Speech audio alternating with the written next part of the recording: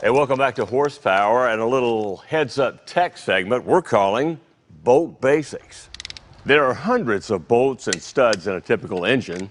Stands to reason, then, that using the best quality fasteners, proper torque specs, and lube are critical to keeping everything together, especially for high-performance use and abuse. Of course, there's a lot more to it than knowing righty-tighty, lefty-loosey. In fact, what happens between the first twist of the bolt and that last click is often a mystery.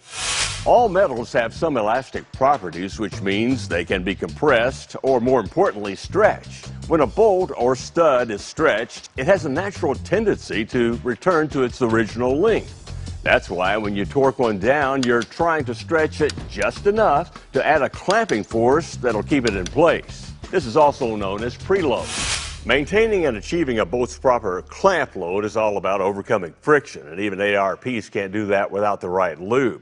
There are a lot of choices out there, but using some of their studs and this strain gauge, we're going to test some different results. First, good old motor oil on the threads of this ARP stud and nut, which has a torque value of 125 foot-pounds. So when the torque wrench clicks, the gauge needle should be at 18,000 pounds. And on the first cycle, we're at 15,000, not enough.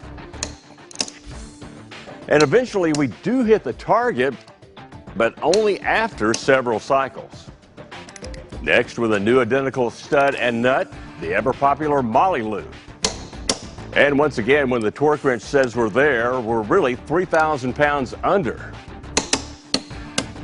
Several cycles later, we're at 19 and a half, about 1,500 pounds over the target. This is a lube commonly called peanut butter. It's used by a lot of top fuel race teams who torque their stuff down once, make a 5-second pass, and then tear the engine down before the next run. I can see why they use it. It torques down at 18,000 pounds the first time. However, it's not recommended for street strip engines because on each follow-up cycle, the gauge goes up several thousand pounds above the target. On about the 7th cycle, we're all the way up to 30,000 pounds. Uh-oh, that wasn't the torque wrench. Now let's see what we got here. Now that sound was obviously threads letting go inside this nut, and it's not going anywhere. Imagine if this was in your engine. You'd be screwed, no pun intended. Finally, ARP's Ultra Torque Lube, made without moly or metals, and formulated to achieve the target preload on the first torque cycle with repeatability.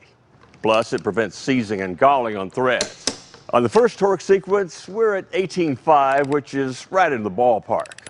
But ARP claims Ultra Lube will maintain that preload level within 5% on all following torque cycles.